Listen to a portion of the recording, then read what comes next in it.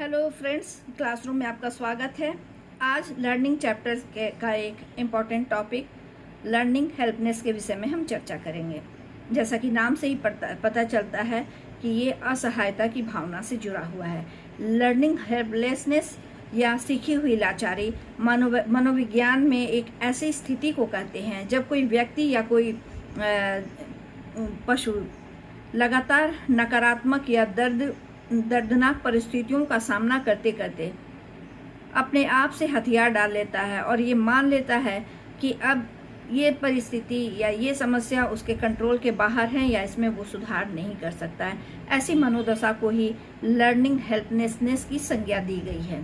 इन्हें जब ये लगता है कि उनके प्रयास व्यर्थ जा रहे हैं लगातार प्रयास करने के बावजूद भी, तो धीरे धीरे उनके अंदर का मोटिवेशन खत्म होने लगता है और उनमें ये भावना, ये धारणा स्थायित्व ले लेती हैं कि ये चीज़ उनके बस की नहीं है। एक एग्जाम्पल के तौर पर अगर कोई बच्चा बार बार बहुत मेहनत से पढ़ाई कर रहा है और बार बार साइंस विषय में उसे मार्क्स जो है वो लगातार कम आ रहे हैं, तो क्या होता है, वो मन में ये धारणा बना लेता है कि ये विषय मेरे समझ के बाहर है, मैं इसमें कुछ भी नहीं कर सकता हूँ। और शुरू में जो उसके सुधार के लिए वो प्रयास कर रहा था, धीरे धीरे वो मोटिवेशन उसका खत्म होता है और वो प्रयास करना छोड़ देता है और इस दिशा में एकदम से ही वो कुछ कोशिश नहीं करता है। ये बहुत ही नकारात्मक पक्ष है किसी भी चीज़ को सीखने के संदर्भ में, क्योंकि ऐसी भावना की वजह से इंसान नई चीज़ों को सीख नहीं पाएगा और जिससे वो उसका बौद्धिक विकास भी कम होगा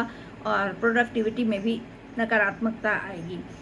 अक्सर क्यों ऐसा होता है? बार बार लगातार मिल रही असफलता के कारण या किसी ट्रॉमा के कारण बार बार वैसे नकारात्मक परिस्थितियों का सामना करते करते कहीं ना कहीं एक नकारात्मक भाव मन में आ जाता है कि हमारे अंदर इसकी क्षमता नहीं है या हम असहाय हैं, हम इसका समाधान नहीं कर सकते हैं।